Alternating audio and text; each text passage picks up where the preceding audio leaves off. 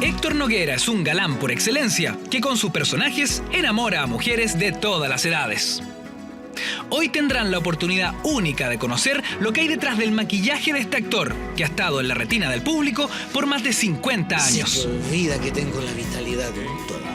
Comenzó su carrera televisiva a fines de la década del 60 y ha estado en los grandes clásicos del cine chileno. Además, ha participado en más de 100 obras de teatro. En el capítulo de hoy podrán ver lo mejor de este actor, que con más de 70 años continúa estando en la primera línea de los artistas chilenos. No morirás. Morir por adulterio, ¡no! Lo practican a granel el picaflor y las moscas en nuestras propias barbas.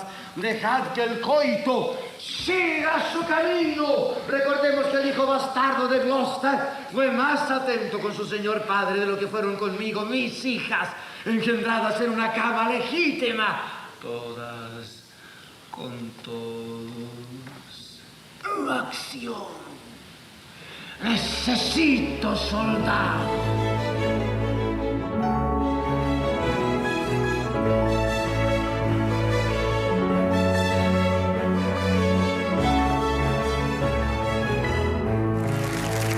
Este es el capítulo sin maquillaje para Héctor Noguera.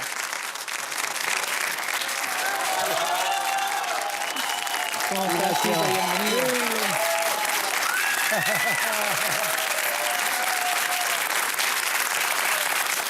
Tito, por favor, toma asiento. Todos ellos te vinieron a ver. Qué bueno, muchas gracias. Muchas gracias. Qué bien. Tito Noguera, Sí. quiero partir con el teatro de esta conversación, con una obra que indagando, estudiando, dándole vuelta, ha surcado tu vida en distintas ocasiones y de las más diversas formas. Sí. Estoy hablando de una obra que lleva por título La vida es sueño de Pedro Calderón de la Barca. ¿Qué enamoró de esta obra a Tito Noguera? Fue de a poquitito. Yo comencé a leerla en el colegio. Y cuando la leía no entendía nada. Y me gustaba igual. Porque sentía que había una fuerza tan impresionante en el verso, me parecía tan atractivo el sonido que había ahí, la energía que se desprendía de aquello que yo no entendía mucho, pero que presentía que había una fuerza especial, que eso fue lo que primero me atrajo. Y así con el tiempo la he ido entendiendo, no del todo, pero un poquito más. Y en el fondo una de las razones por las cuales estoy siempre haciendo La vida es sueño es porque espero algún día entenderla realmente. ¿Cuál es tu texto favorito de La vida es sueño? ¿Hay algún fragmento que nos pueda obsequiar acá en Sin Maquillaje? Eso no me lo habíais dicho, Sí. Pues reprimamos esta fiera condición, esta furia, esta ambición, por si alguna vez soñamos. Y si haremos, pues estamos en mundo tan singular, que el vivir solo es soñar. Y la experiencia me enseña que el hombre que vive sueña lo que es hasta despertar. Sueña el rey que es rey. Y vive con este engaño mandando, disponiendo y gobernando. Y así.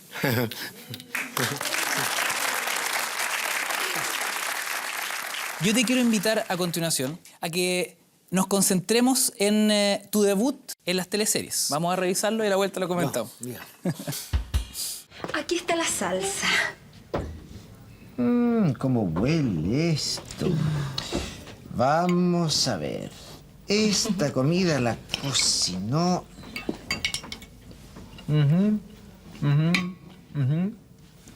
Dorita. Es increíble. Federico, usted no se ha equivocado nunca. Las conozco muy bien como para confundirlas. Algún día va a tener que decir a cuál prefiere. Las tres son muy distintas. Por eso es que me han conquistado el paladar. La Regina dijo que anoche le cayó mal la comida. En absoluto. Era una receta oriental de las 1001 noches. Por eso es que dormí tan inquieto. ¿Qué te pasa, Dora? ¿Qué le pasa, Dorita? Pero Tengo que ir a la cocina.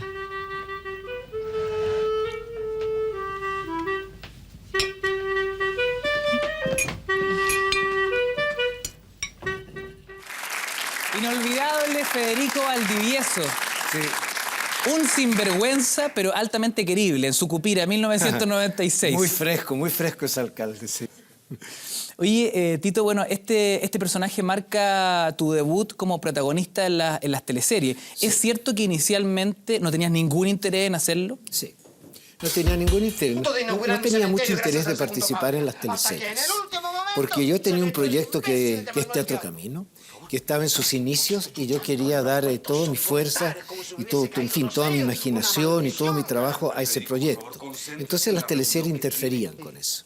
Entonces solamente hablaba con Sabatini, me ofrecía, Vero Saquiel me ofrecía los papeles y yo decía, yo voy a participar siempre cuando sea un papel cortito que no interfiera con mi proyecto.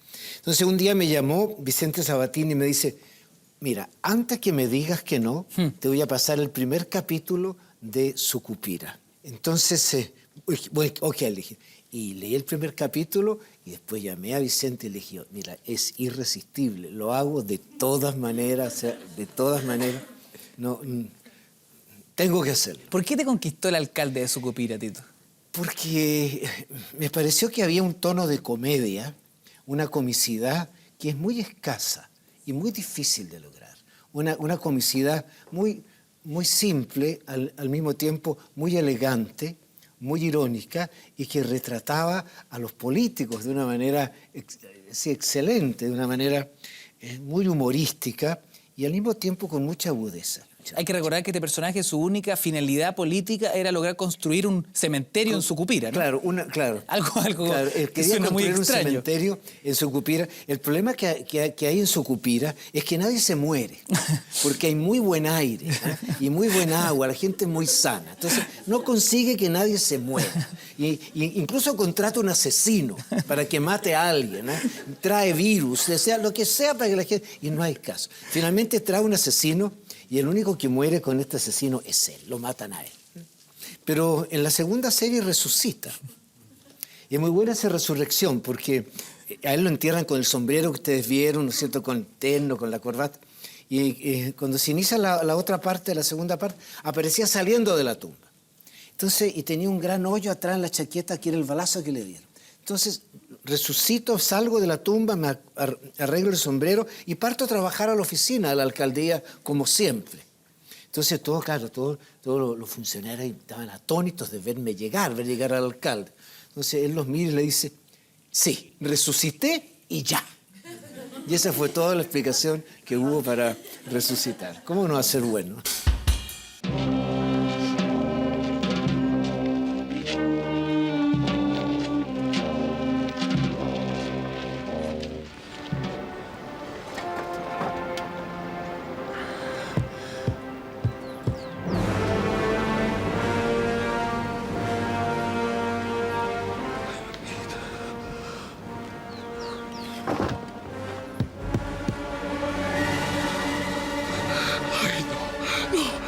Federico, por la requesta, no me hagas esto.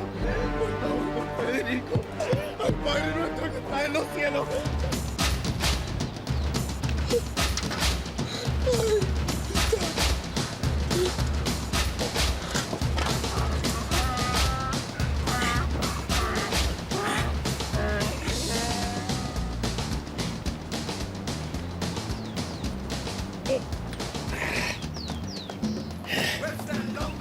Seguro que este cura Huilla está de nuevo borracho.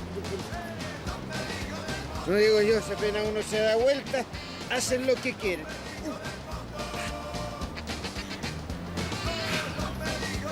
Ya, hombre, arriba, levántese. Levántese, hombre. Oye, Tito, quiero saber, Qué bueno, este personaje, qué bueno recordar esto. y particularmente esta escena, ¿es lo más freak que te ha tocado hacer en televisión? ¿Resucitar? No es menor, digamos. No es menor, sí. Hablando de comedia, se logran cosas interesantes con el personaje de Pablo Schwartz. Sí. Principalmente con el burro de Juan. Sí. Bueno, y él, porque es un excelente actor y se hizo ese personaje. ¿Qué será ese del personaje burro? quedó grabado, iba a Juan quedar el burro. grabado por mucho tiempo en la mente de la gente, el personaje. Yo me pregunto, de ¿qué Pablo será del Schwartz. burro, Luis Miguel? Eran varios, ¿ah? Eran varios, eran como ¿eran varios dos, burros? Eran varios burros, sí. Que Estás se iban rompiéndome turnando. la ilusión. la ilusión. La magia, ¿no? Eran varios burros, sí. Son unos burros de Cachagua, sí. de Zapallar, ¿cachai? Por eso soy un burro elegante. Un burro elegante, claro, de alta alcurnia. Vamos a revisar cómo era tu relación con Juan y el Ya, burro, bien, digamos. bien.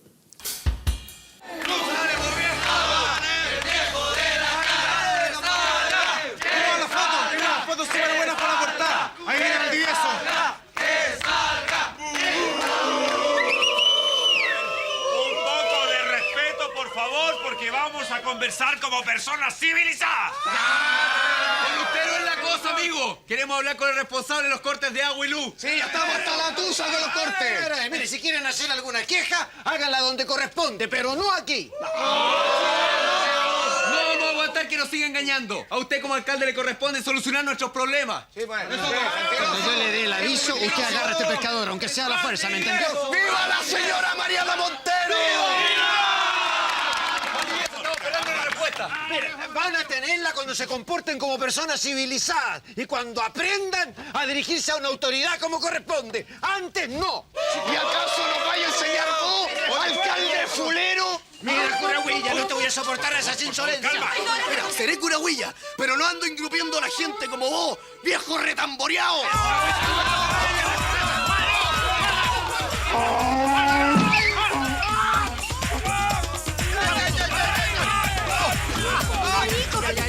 Me duele.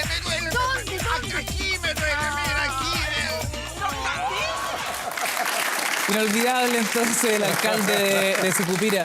Tito Noguera, hay algo bien interesante en en el fin de esta escena y es ese beso que le robas a Delfina Guzmán, o a su personaje, bien digo. Porque hace algunos días estuvimos con Delfina en este mismo programa. Ya. Delfina nos confidenció una brutal queja respecto de la performance en los besos de Tito Noguera. Me gustaría que revisáramos qué nos dijo Delfina sobre este tema. Ya. Mira, yo creo que... Este es tu minuto para apelar a Tito Noguera. Tito Noguera... ¿Qué tienes que decir de él, Delfina? Mira, yo lo amo con pasión insana, te digo. ¿Eh? Esas dos niñitas que están ahí, que son mis nietas, estaban chiquititas. Entonces me dijeron, oye, Titita, tú no sabes besar. ¿Y por qué no sé besar? Porque se besa con la boca abierta. Cuando volví al set, le digo, Tito, tenemos que besar de otra forma, mi lindo, porque nadie nos cree. Porque tú no abres la boca y yo tampoco. Ah, no, me dijo, porque yo me ahogo. Pero ¿cómo?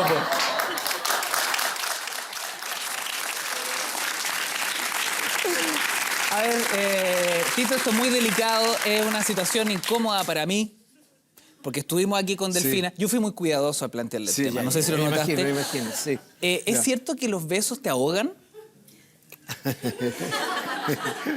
Hay algunos que sí, no todos. No todos, sí. No.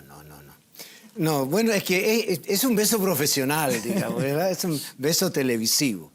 Pero de a poquitito los besos han ido cambiando en la historia de la televisión, ¿eh? Ahora ya no se dan con la boca cerrada. Yo creo que a petición de la Delfina.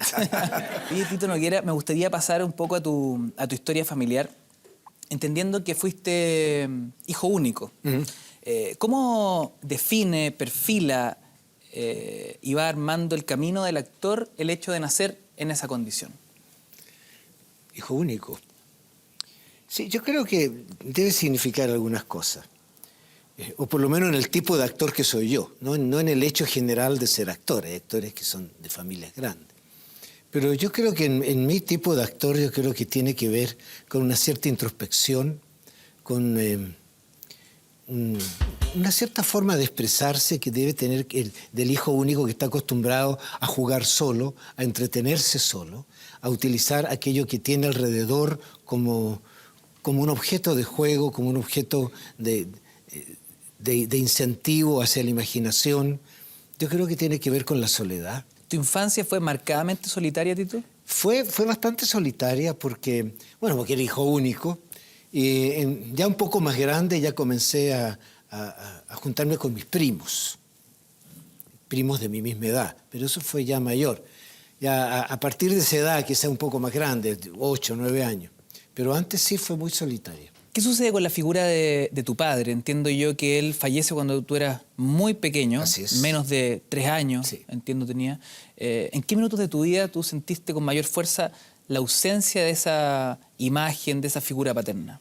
Yo la siento todavía. Es una ausencia que está siempre presente. Es una carencia que se establece en una persona y está siempre. Eso no se va nunca. Está siempre ahí. ¿Cómo la fuiste supliendo, digamos? ¿Cuál es el rol que jugaba tu madre en ese caso?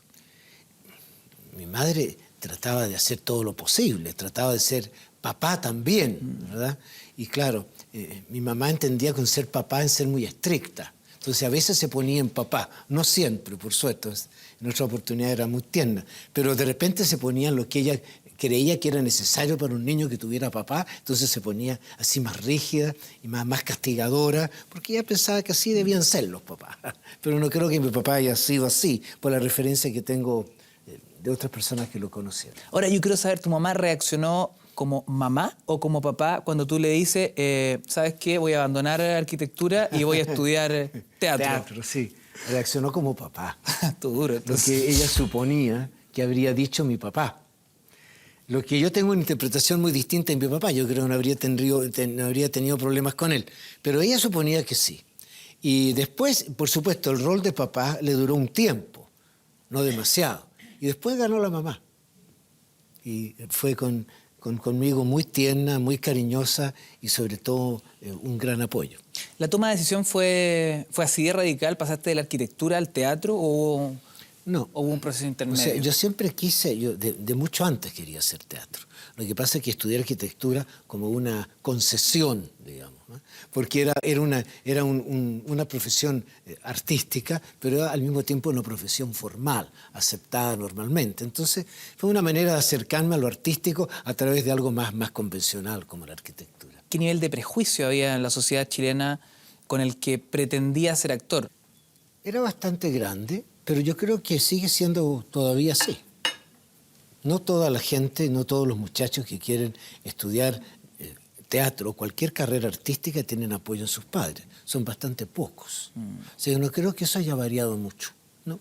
Yo a cada rato encuentro personas, gente joven que dice yo quisiera ser actor o quisiera ser bailarín o bailarina o pintor o escritor y no les dan cabida en sus casas. ¿Siempre tuviste la proyección de tener una familia numerosa? Sí, siempre.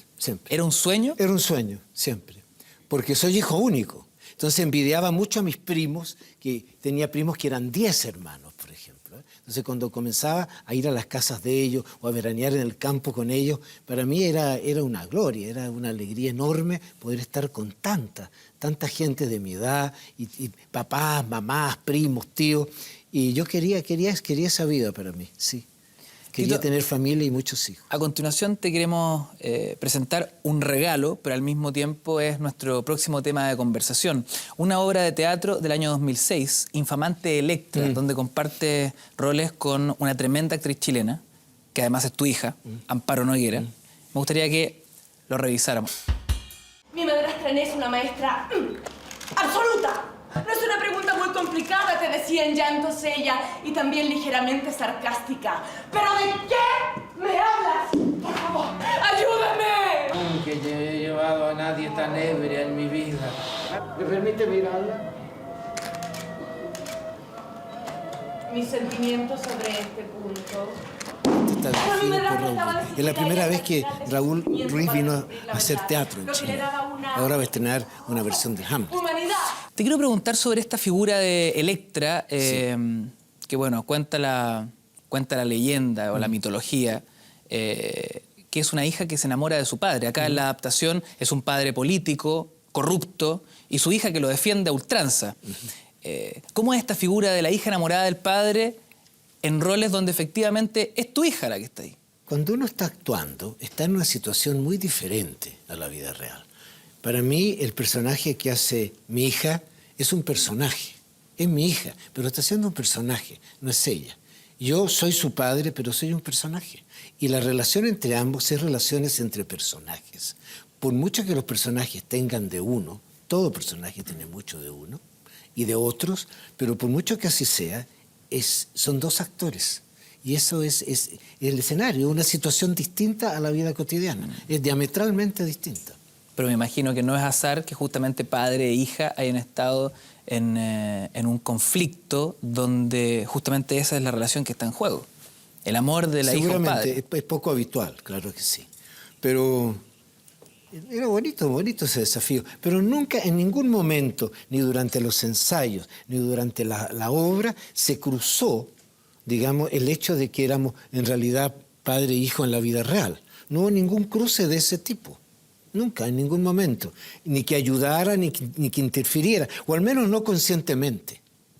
Eso nunca interrumpió la fluidez del trabajo, en ningún momento. Tito, hablamos de la familia numerosa que has tenido, que has logrado construir, pero me imagino que la proyección no llegaba a tanto como 5 hijos, sí, que más encima, de una u otra manera, 6 hijos, de manera muy directa algunos, están relacionados, yo diría, todos con el arte, sí, a esta altura. Sí, están todos relacionados con el arte. Y menos Claudita, que no, la hija mayor que tenemos con Claudia, que murió a las pocas horas de nacer. El resto están todos dedicados al arte. ¿Qué tal es? ¿Cómo se evalúa? Maravilloso, maravilloso. Para mí es un gran premio y es un gran... No sé, premio no es una buena palabra, es un privilegio, es un gran privilegio. Además que hace que lo pasemos tan bien, nos entretengamos tanto juntos, conversando, nos divertimos mucho con nuestros propios, nuestras propias experiencias, con nuestro propio oficio. Lo pasamos muy bien. ¿Cómo serán esos almuerzos de domingo? Muy entretenido. Oye, Tito, a continuación te quiero invitar a revisar material histórico, y lo estoy diciendo con todas sus palabras, porque tú formaste parte del elenco inicial, fundacional, de la gran obra cómica, musical de nuestro país, La Pérgola de las Flores. Está sensacional, Carmelita. La Pola Negri es una alpargata a tu lado. Toma, champán. Bueno, para criar valor. A ver si me animo a hablarle a su papá o Carlucho. Qué poco me hallo con estos tacos. Pero, Carmelita, yo ya cumplí. Te presenté a mi papá, te dijo que sí. Y le estoy harto agradecida. Entonces vamos, esta kermés es una lata. Vamos, Carmelita, no te hagas de rogar. Así soy yo, la tonta roga. Pero, Carmela... Mire, le voy a ser bien franca.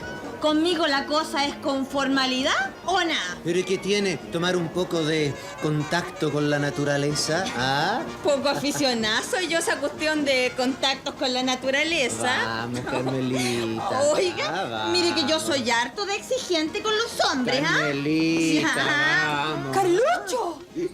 Clarita, déjame explicarte. Mira, te presento a una amiga que acabo de conocer por casualidad. Va. ¡La Emaya del Choque! ¿La guasa de la gallina? ¡Ah, no! Sí. ¡Jugármela a mí con ella! Pero... Clarita. ¡Tía Lala! ¡Tía Lala! No vas a tomar en serio a la Carmelita. Lo que yo quiero decir es que... Bueno, me tengo que ir.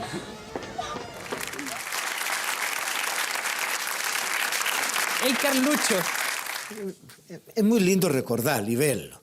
Ahora, yo no puedo evitar ser crítico conmigo mismo cuando todos los actores lo somos cuando nos vemos.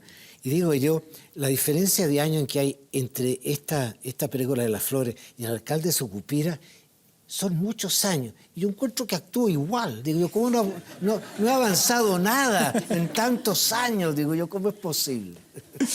¿Cuántas veces tuviste que pararte con el Carlucho encima? Muchas veces, en muy diversos escenarios. Hasta que en un momento yo ya paré con la Pérgola. ¿Ya? Y estaba en ese momento recién casado con Isidora. Entonces, eran los primeros años del matrimonio y realmente eran giras que duraban 3, 4 meses por todos lados. Y era una obra que a mí no me atraía, así que ahí ya paré. ¿Pero la obra o el personaje? No, el personaje, sí. ¿Qué tenía el Carlucho que no te atraía, no te conmovía? Prefería otro tipo de papel en esa época, que fueran papeles más serios, era muy joven. Entonces uno cuando es muy joven quiere hacer cosas mucho más tortuosas, más torturadas, más dramáticas. Entonces me parecía que era un papel un poco frívolo y sin interés. Ahora que lo veo me gusta mucho más. Sí, claro, se ve con otra perspectiva. Sí, por supuesto. Tito, hablando de perspectiva, me gustaría ir a otro episodio fundacional, pero no en el teatro, sino que en el cine chileno. Estoy hablando del Chacal de Nahuel Toro, 1969, bajo la dirección de Miguel Litín. Me gustaría que revisáramos unas imágenes y a la vuelta conversáramos de cómo fue tu historia dentro del Chacal.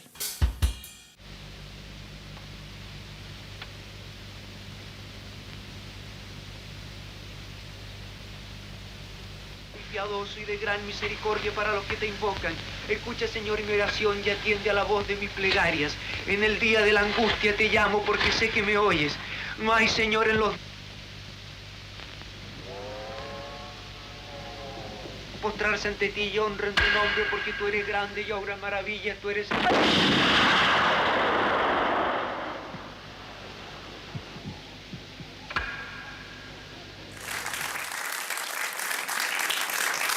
Tito, ¿qué significó para ti, qué significa hoy para ti haber formado parte del elenco del Chacal de Nahuel Toro? Yo creo que es una película excelente y me siento muy orgulloso de estar en ella y de haber además participado como productor. Fui uno de los productores, quizá el productor inicial de la película. Un buen día llegó Miguel Litín a mi casa y leyó este guión y yo lo encontré extraordinario. Y unos pesos que estaban ahorrados, que tenían otro destino, como comprarse un departamento o algo así, fueron a dar al Chacal de Nahuel Toro. Yo estoy contento porque es una gran película. Y forma parte de la historia del cine, no solo de Chile, sino que yo creo del cine latinoamericano. Todo el Chacal fue una experiencia extraordinaria.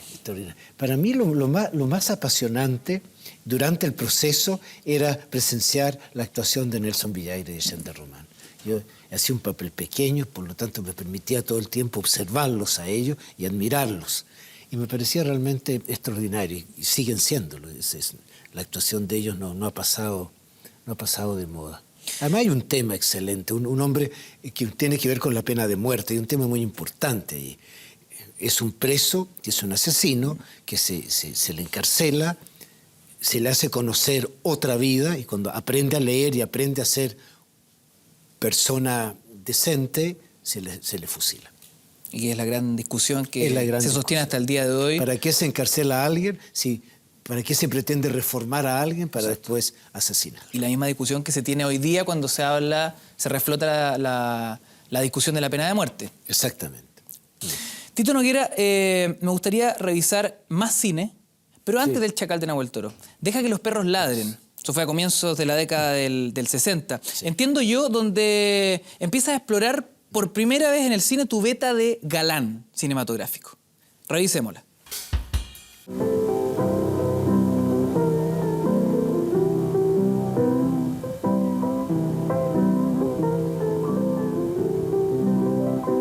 Qué rica está la agüita. ¿Qué te gusta más, la piscina o la playa?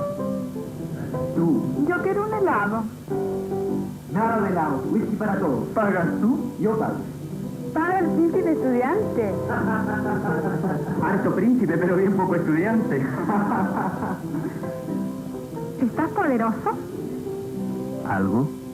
Invítanos a todos a salir esta noche. No puedo. Va una persona importante a comer a mi casa y el papá me pidió que... Octavio, quiero bailar contigo esta noche. ¿Mambo? ¿Cha-cha-cha?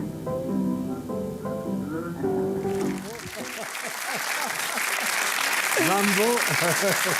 Ay, todo tiempo pasado fue mejor. Todo tiempo, Qué bonito invitarla a bailar mambo, cha-cha-cha. ¿Cómo recuerdas esta filmación, Tito? Esta película se hizo en base a una obra de teatro que hicimos en el Teatro La Católica, que es una obra de Sergio Bodanovich, que es un gran autor chileno. Y la obra fue muy exitosa. Incluso viajó a España, cuando ir a España era como ir a la luna, ir a Europa era como ir a la luna. Entonces la presentamos allá y por el éxito del teatro se hizo la película. Y de ahí nacieron las fotonovelas. ¿Cómo recuerda el tema de la fotonovela, que para las nuevas generaciones es algo totalmente insólito? Por supuesto, me imagino. La fotonovela, alguien escribía una historia, entonces En fin, te vestía uno según el personaje, que era más o menos lo mismo siempre. Y ponía las caras que uno le decían. Por ejemplo, no sé, yo te amo, fulana, y tú tenías que poner la cara. O te odio y ponías la cara, ¿no es cierto? O me voy a vengar de ti y ponías la cara. Entonces te sacaban la foto y eso era. ¿Cuál es? La gente se ríe, pero yo quiero ir al desafío actoral donde no hay diálogo, no hay texto. Y tampoco tu cuerpo está al servicio de que todo es estático. ¿Cómo se construye la historia? Imagino que o es muy desafiante o debe ser muy aburrido. No, aburrido no. Aburrido no, porque uno tiene que, de alguna manera, es una tarea actoral igual. Porque te pasan un texto y tienes que dar la sensación de que lo que dice el texto y la cara que tú estás poniendo tienen alguna relación. Es más o menos... Claro, entonces, eso es un desafío. Era actuar de alguna manera. Es un medio para un actor, así como cualquier otro. Un formato que hoy está totalmente obsoleto, digamos. Obsoleto, porque esto es antes de la televisión. Exacto. Estos son los preliminares de la televisión. Oye, Tito, yo te hablé de este baúl, ¿no? Este baúl de los recuerdos. Sí. Aunque no lo creas. A ver. Tenemos al Martín Rivas versión fotonovela. Sí. Sí. Año 1962, con el rol protagónico de Héctor Noguera. Sí. Se puede ver acá, ¿no? Esto es impresionante. Sí. Con su permiso me retiro, don Damaso. Vaya con Dios, joven Rivas, y gracias por la molestia que se toma. Con cara de gracias por la molestia que se toma, si esto es impresionante. Yo quiero saber, Tito, es que para que la gente pueda entender cómo se diseñaba la fotonovela. Por ejemplo, si el director decía, aquí mismo, a ver, Tito, cara de... Claro, te decían el texto. Claro, acá está Martín. A la mañana siguiente, en el lugar de la cita. No, pero no es el texto. Mira, allá vienen, dice Martín Rivas, tu personaje. Le responde otro personaje. No está Martín. Yo te dije que estábamos retrasados. Seguramente se ha ido. Cara de mira, allá viene. ¿Qué cara es esa, Tito Noguera? Debe ser algo así como...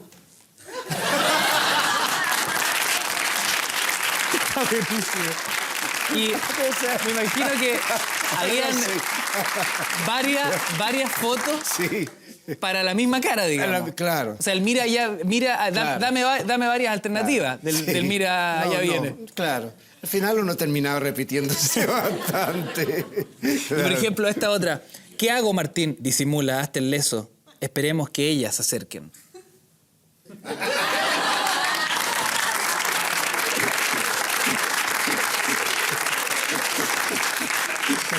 Oye, yo ya me engolosiné con... La última y nos vamos a comerciales, se lo prometo. Dice acá, dice Martín Rivas. Esperemos, no pierdas la calma, Rafael. Le responden a Martín. ¿Pero qué estarán tramando aquellos tres? Tu texto es, esperemos, no pierdas la calma, Rafael. Ah, pues sí. Puede ser también... Yo con este capítulo exijo el regreso de la fotonovela. Sí, era divertido. Además, imagínate, se hicieron novelas importantes chilenas. Se hizo Martín Rivas y Durante la Reconquista. Dos novelas de Blesgana. Oye, Tito, a la vuelta... Para culturizarlo, para que todo sea un poquito más. Sí, claro. Con este archivo del 1 de febrero de 1962... ¿62? Se pasó. No puede ser. Te lo juro. No puede ser. Mientras te repones... ¿Cuánto faltaba para que nacieras tú, Ignacio? Aquí te iba a decir 79. Imagínate. No era ni simulacro de proyecto. No, nada. Por Dios. Bueno, yo me quedo ojeando esto junto a Tito Noguera. Bien. Hacemos sin maquillaje en TVN, no te vayas. Oye, Tito.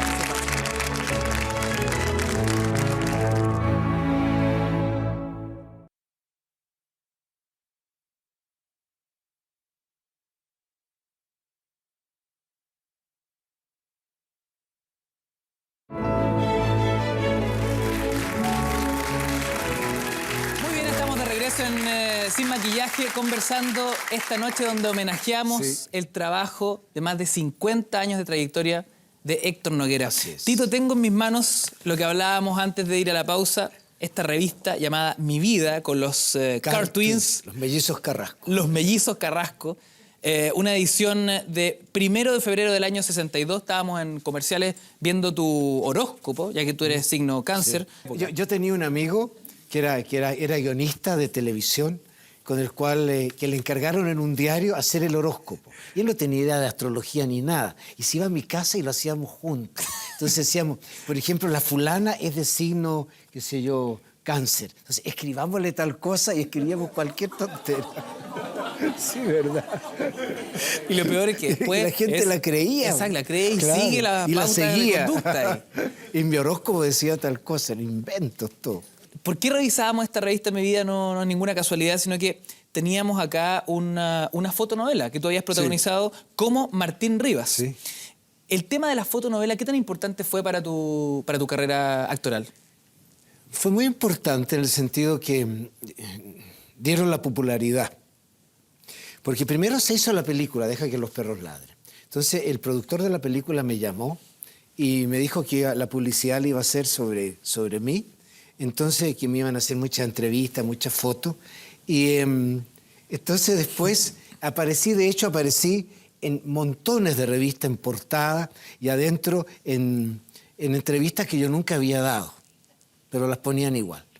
Y lo que pasa es que todas esas revistas tenían un solo dueño, y el dueño era el señor Vallejo, que era el dueño de Cine Amor y de la película. Entonces la gente creía que toda la prensa se estaba ocupando de mí. Y no era verdad. Todas las revistas eran del productor de la película. Era un monopolio tremendo. Era un monopolio. Oye, Tito, pero el tema de la fotonovela, porque hay acá un rollo bien interesante. Me dice, fui muy popular. Independiente que hay un monopolio mediático. ¿Esa popularidad se veía en las calles? ¿Tenías calcetineras, por ejemplo? Sí. ¿Fanáticas que te seguían la fotonovela? Así es, sí. Mucho. Incluso cuando salíamos en gira, sobre todo en gira en provincia, cuando dábamos la pérgola de las flores en los teatros, salíamos acordonados por los carabineros. Sí. Salíamos acordonados. Para entender la distancia, las diferencias o las similitudes. Con protección de carabineros salíamos. Sí, verdad. De los teatros salíamos, sí. Y para poder entender la distancia o cercanía de esas calcetineras por tu trabajo en la fotonovela con la calcetinera hoyo, fanática de un galán de teleserie, ¿qué tan distinto era? No, muy diferente. ¿O era muy poderosa la fotonovela? Sí, era muy poderosa. Era tan poderosa como la televisión hoy día. Tan poderosa. Y existía todo el fenómeno de las fans con la fotonovela. Y después se acrecentó con la película, doblemente. La película iba recorriendo todo el país, pero con la fotonovela.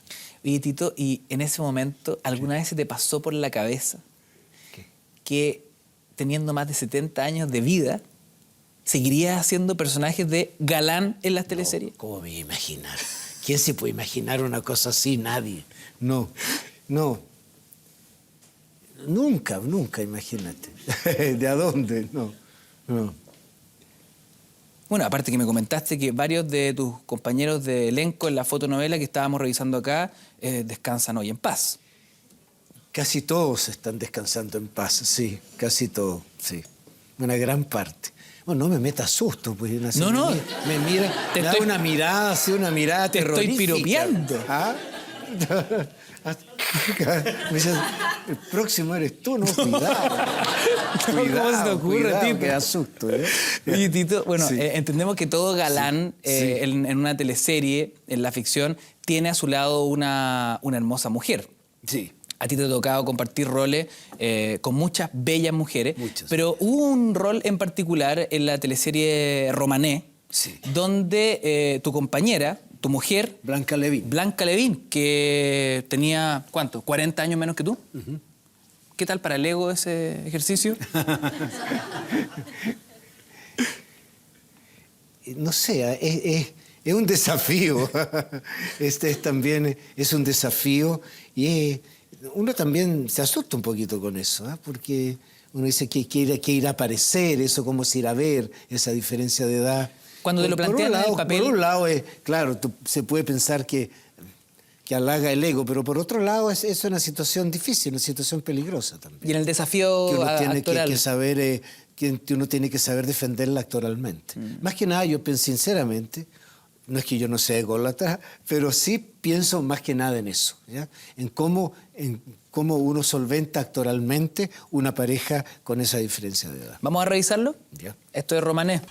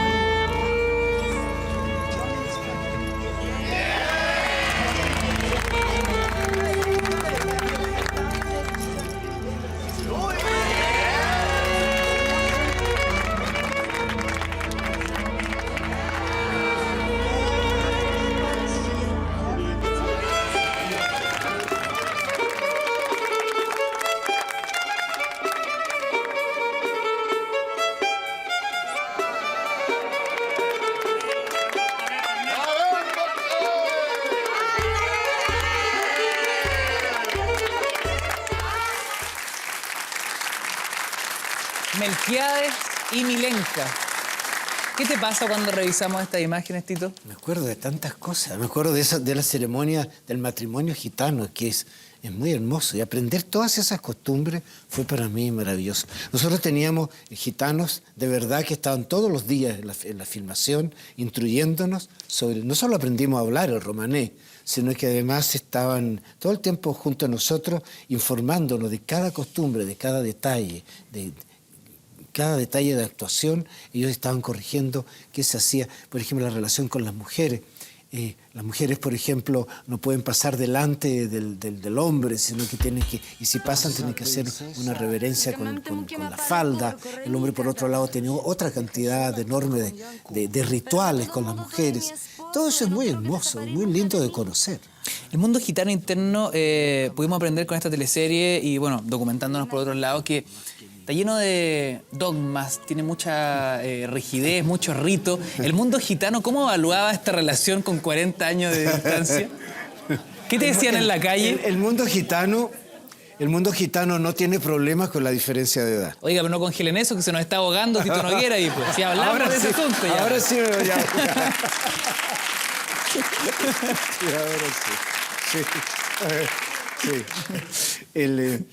El mundo gitano no tiene problemas con la diferencia de edad. Por lo general se casan hombres mayores con muchachas muy jóvenes, porque en primer lugar los hombres tienen que pagar una dote muy fuerte. Entonces cuando son jóvenes no siempre tienen esa cantidad de dinero. Entonces es muy normal que los hombres mayores se casen con mujeres muy jóvenes.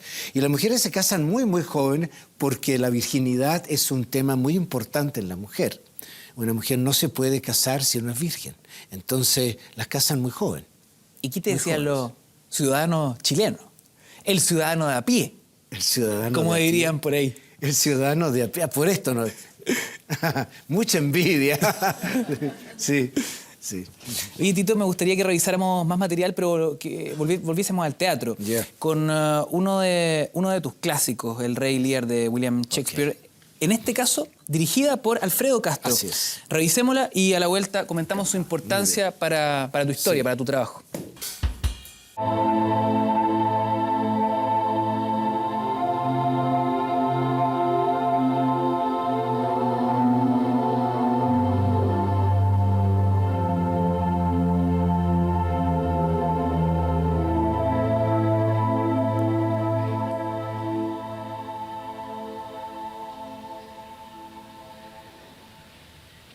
¿Cómo está nuestro rey? ¿Cómo se siente vuestra majestad? Hacéis mal en sacarme de la tumba.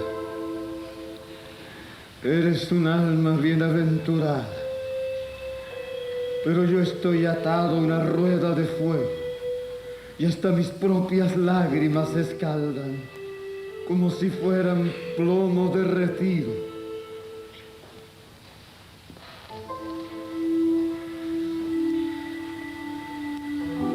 ¿Me conocéis, Señor? Sé que sois un espíritu. Cuando moristeis, Todavía delira. Acaba de despertar, dejadlo solo un rato. ¿dónde estoy? ¿Dónde he estado? Pleno día. Realmente no sé qué decir. No juraría que estas son mis manos. ¿Cómo poder saber lo que me ocurre?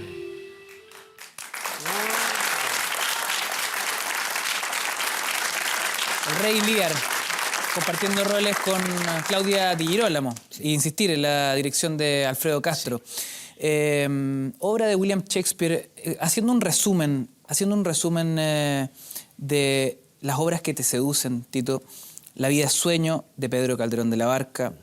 Hamlet, también de Shakespeare. El avaro, el burgués gentilhombre, de Molière. ¿Qué te pasa con los clásicos? ¿Cuál es la atracción que sientes por estas obras que han sido tantas veces versionadas y que me imagino cada vez es más desafiante ponerlas en escena? Es otro de los grandes privilegios que he tenido en mi vida actoral, es poder hacer tantos clásicos. Los clásicos son obras maestras, son grandiosas, siempre están relacionadas con el alma individual y con el alma colectiva. Son un pozo sin fondo, mientras más sacas de ellos, más dan. Es por eso que son eternos. Y tienen esa belleza tan extraordinaria en que las emociones y todo se expresa de una forma tan bella. Los textos son realmente, imagínate un trocito como el que acabamos de escuchar. Es maravilloso. Ahora, aquí no solamente la gracia de Shakespeare, sino que es de Nicanor Parra, que tradujo la obra de Shakespeare y la tradujo en ese texto que acabamos de oír, que realmente es de una belleza extraordinaria. Es muy increíble el trabajo que hizo Nicanor Parra, porque cuando uno lee la obra o hace la obra, uno tiene la sensación que está haciendo una obra de Nicanor Parra, pero al mismo tiempo es una obra de Shakespeare. Y Nicanor Parra no traiciona a Shakespeare, sino que por el contrario, se produce ahí una simbiosis que es única, que yo nunca he visto y muy difícil que vuelva a vivirla nuevamente, entre un traductor que interpreta una obra como lo hace Nicanor Parra. Más la dirección de Alfredo Castro, que es notable, y un diseño de Alejandro Rogazzi, que es bellísimo.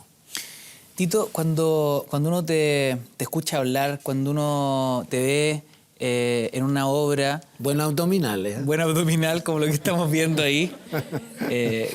Este nivel de interpretación, de profundidad, de conexión con el personaje, uno jamás podría pensar que Tito Noguera, al subir al escenario, se llena a veces de inseguridades, que juega con algunas supersticiones, que te aterra al subir al escenario. ¿Eso es verdad o es puro mito, pura palabrería barata, Tito? Me aterra, realmente me da mucho susto. Mucho susto. ¿Hasta el día de hoy? Hasta el día de hoy, sí. ¿Y qué sucede ahí? Yo siempre quisiera, momentos antes de la función, que ocurriera algo terrible que impidiera que la función... Alguna catástrofe, digamos. En eso mi hija Amparo heredó lo mismo. Amparo también se aterra cada vez de... Eso es Van Gogh, es una cosa muy linda. Se aterra realmente de actuar, y yo también. Ahora, eso se pasa en el momento que uno está arriba del escenario, pero antes... Es muy terrible, hay una inseguridad muy grande. ¿Por qué se produce esa inseguridad? Muchas cosas. Tengo temor al texto, tengo temor a hacer todo mal, a hacer todo equivocado, que se me olvide todo, a no ser capaz de estar ahí.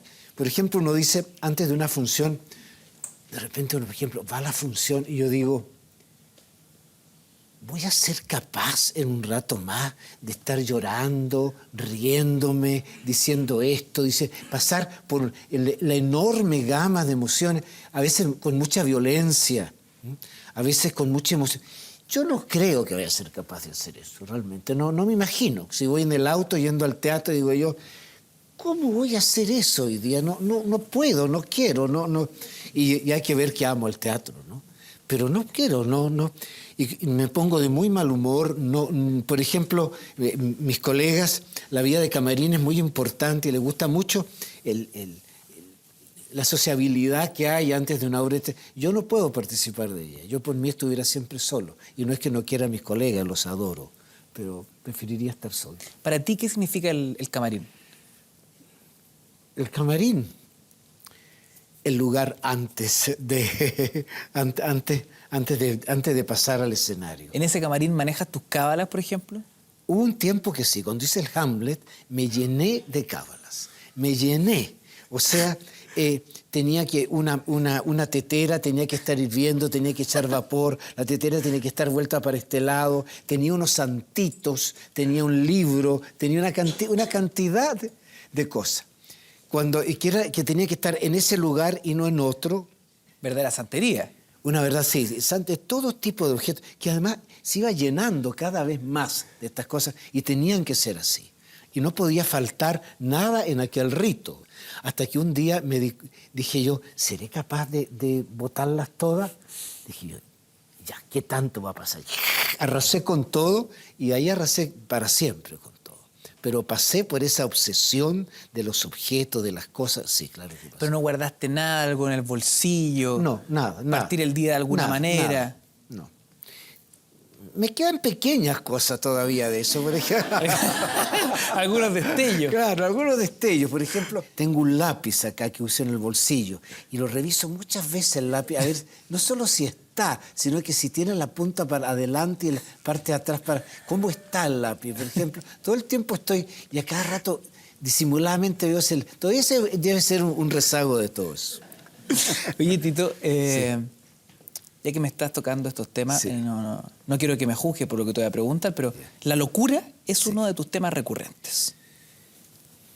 No digo con esto que te volviste loca con el asunto del lápiz, que pata para un lado, para el otro, no. Un poco, la obsesión, digamos, pero aparte de la locura, y hablando muy en serio en tus debilidades para enfrentar personajes o temáticas en el teatro, ¿cuáles son las que más te llaman, las que más han repetido? Yo no diría que la locura para mí es un tema.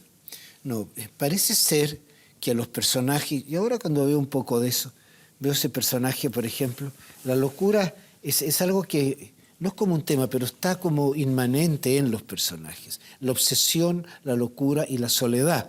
Yo no sé eso ni lo pretendo hacer, pero otras personas agudas me han observado esa característica y cuando veo así algunas grabaciones mías, reconozco esas características de introspección, un poco quizás con el niño que hablábamos antes, con el niño solitario, pero hay algo de eso. Ahí está Van Gogh, ¿no es cierto? Van Gogh, que también dirigió Alfredo Castro, y para mi gusto fue lo que yo he participado con Alfredo, la mejor dirección. Tiene que ver también con eso, ¿eh? No sé si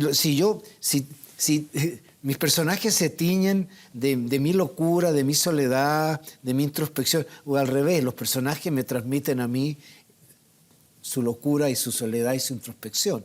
No sé, es un juego entre los dos que tenemos, entre los personajes y yo, como todos los actores. Me hablas de locura, me hablas de soledad y me hablas de obsesión. Obsesiones. Respecto de la soledad, hay un personaje en el cine, para la película El Regalo que tú hiciste, un solitario homosexual en la tercera edad, que me gustaría que revisáramos y a la vuelta me cuentes cómo lo enfrentaste. Bien. Y entonces Omar se fue. Me abandonó.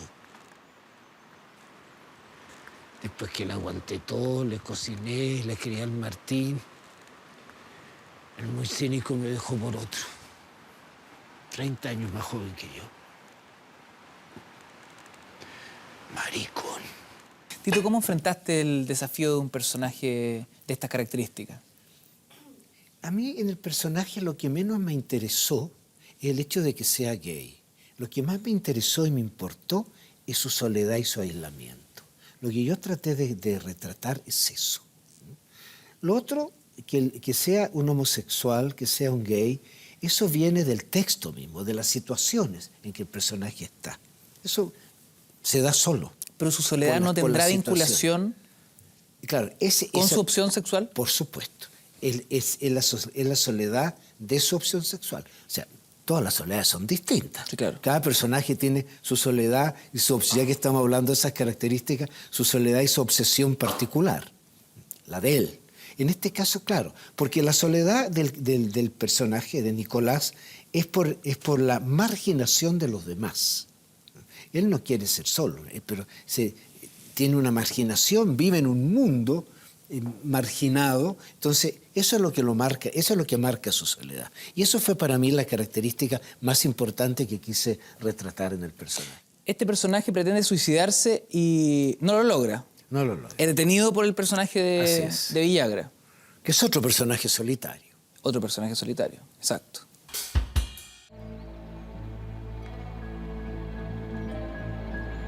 Oiga, deténgase. ¿Pero qué está haciendo? Lo voy a tirar al precipicio. ¿Qué? ¿Está loco? ¿Por qué? Porque ya no aguantamos más. ¿No aguantamos? ¿No aguanta qué? ¿A quién le importa? ¡Oiga, no! ¡Oiga! Venga. Eso era. Ya. Don Nicolás, no se pase películas. Tranquilícese. ¿Me lo promete?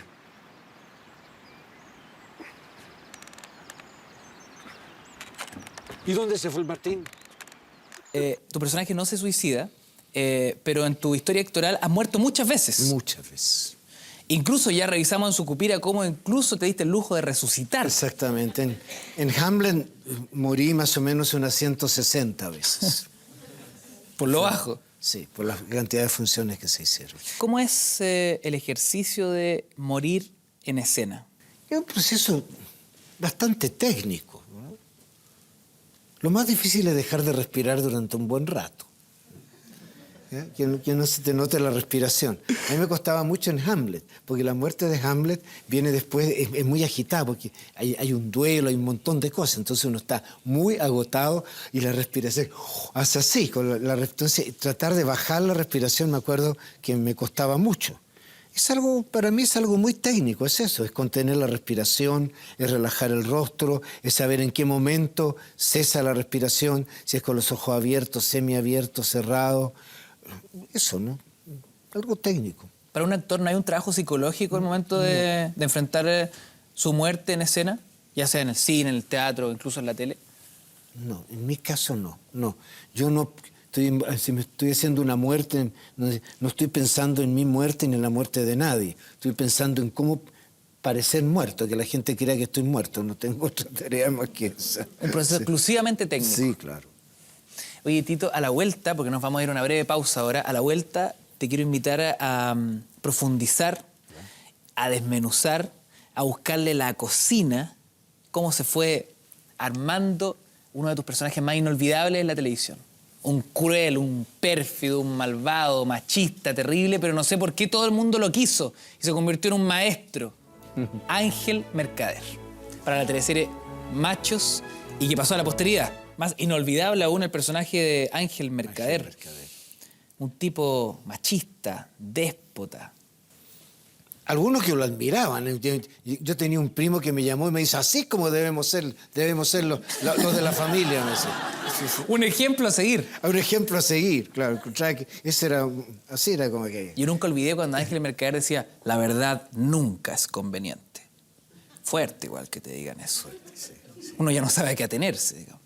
Es un excelente personaje, me refiero a la dramaturgia, fue como está escrito. Toda esa teleserie tiene una idea excelente, muy buena. Porque a lo largo de los hijos uno ve, uno identifica a mucha gente, están como todos los casos de lo que pasa con es una película de género masculino, donde se ve mucho que es todo el proceso masculino, el proceso de los hombres, ante el trabajo, ante el amor, ante los demás, ante la sociedad en que se vive. Tito, pero ¿por qué un personaje tan reprochable y a ratos verdaderamente despreciable puede generar afecto. ¿Dónde está la humanidad del personaje que logra ese efecto? Yo creo que es importante de que la gente se complique con los malos y de repente lo encuentre simpático. Creo que es muy importante, porque si tú lo descalificas inmediatamente como espectador, en el fondo no te interesa más, te termina por no interesarte el personaje. Pero si uno comienza a decir, parece que no es tan malo, o pasas por el riesgo de decir, yo como que le encuentro razón. Entonces, ahí la gente se asusta y dice, yo no le puedo encontrar razón a ese señor que... Pero entonces ese juego que ocurre con el espectador es lo que lo mantiene vivo, esas contradicciones. El personaje que tiene un solo rostro, una sola cara, no interesa realmente. Hay que asustar a la gente, hay que decirle, pensar que de repente comienza a encontrarle razón. ¿El teatro, Tito, es la situación más desnuda para un actor? Sí, absolutamente. Es la exposición más absoluta, más absoluta. Porque hay una transparencia muy grande entre el personaje y el actor. Y esa transparencia es importante. El actor que no tiene esa transparencia no convence, no llega a nadie. Cuando solamente la gente ve una construcción solamente y no ve que hay alguien ahí, que hay una persona detrás de eso, y se transparente esa persona, creo que el personaje no tiene interés para nadie. Tito, hablando del teatro, estuviste vinculado a la Universidad Católica durante muchísimos años. Sí. Primero, 20 años, para ser más exacto. 30 años. Sí. 30 años, primero en tu formación como actor y luego en el teatro mismo, digamos, de la Universidad Católica. ¿En qué minuto se empieza a formar la idea, empieza a cuajar la idea de tener tu propio teatro y generar desde ahí otro camino, el Teatro Camino? Yo, cuando entré al Teatro de la Universidad Católica siendo muy joven, que me dio muchas oportunidades siempre, y tengo mucho que ahí me formé, imagínate, para mí es una de las etapas más importantes de mi vida, la que ahí viví en Teatro de la Universidad Católica, siempre pensé que eso tenía un límite de edad y que después de los 50 no quería seguir ahí. ¿Por qué? Porque temía transformarme en un mueble más. En el fondo hay un temor a hacerse viejo. Y quiero explicar que lo de hacerse viejo, ¿no es cierto? Todos nos hacemos viejos. Pero hacerse viejo en una institución es transformarse como en un mueble polvoriento por ahí, ¿verdad? Y inactivo, sin creatividad. Y siempre tuve miedo de eso. Entonces, cuando cumplí los 50, aguanté hasta los 53, y ahí me retiré. Y poco a poco se fue formando en mí la idea de formar un teatro. Sobre tu mismo concepto, Teatro Camino significa para ti no envejecer, entonces. Significa no envejecer, sí. Físicamente no envejece, desde luego, pero hay otro lado de uno que no envejece. Y eso es para mí Teatro Camino. Me encantó lo que me dijiste, eso es justamente. Para mí Teatro Camino es no envejecer, sí. ¿Y cómo explicarlo con más detalles? ¿Tiene que ver con el legado? ¿Tiene que ver con un proyecto Tiene que ver propio, con la creatividad. ¿Con nuevas generaciones? Tiene que ver con la creatividad y el contacto con nuevas generaciones, por supuesto. El tener siempre un proyecto por delante, tener siempre que tomar decisiones día a día, y a veces ni una ni dos, muchas. Que todo el tiempo está uno en eso, todo el tiempo uno está pensándolo, está viviendo, lo está pensando. Y eso es muy importante, muy importante. ¿Te gusta tener el control, Tito? ¿Ser dueño de tu propio proyecto? Sí, me gusta mucho, ser dueño de mi propio proyecto. Me parece importantísimo, porque es una responsabilidad también muy fuerte, pero esa responsabilidad es lo que a uno lo mantiene vivo.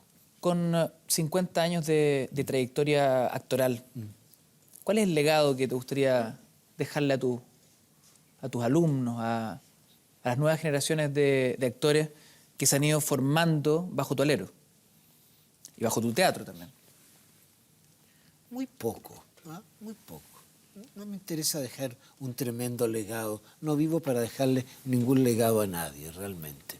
Me basta con el legado que escucho de vez en cuando, que alguien me dice, ¿sabes, Tito? Yo soy actor porque una vez te vi en La vida y sueño y me dieron ganas de ser actor y por eso soy actor. O alguien que dice, mira, te vi en tal papel y me recuerdo de una frase, tú acabas de decir una, ¿no es cierto? Y eso me recuerda y para mí me quedó adentro. Eso es todo, no pretendo más. Tu legado es tu trabajo. Mi legado es mi trabajo. Hemos revisado hoy 50 años de trayectoria, con toda la dificultad que implica revisar un material tan vasto, tan tremendo. Este ha sido, de cierta manera, nuestro homenaje a tu trayectoria, Tito Noguera. Yo quiero agradecerte a ti este homenaje, pero también a todos los que han trabajado en esto, porque realmente estoy admirado y sorprendido de todo lo que he visto.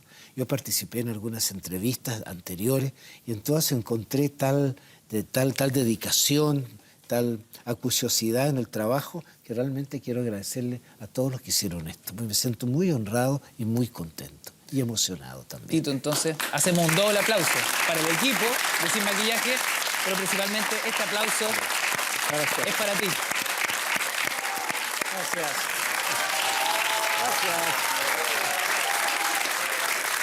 Gracias, muchas gracias. Tito, un regalo de este mismo equipo. Qué bien. Para que festeje con la familia. Qué bueno. Y este aplauso fuerte. Gracias. Es para Tito Noguera. Ignacio, muchas gracias. A ti. Nosotros nos vemos a la próxima. Muchas gracias.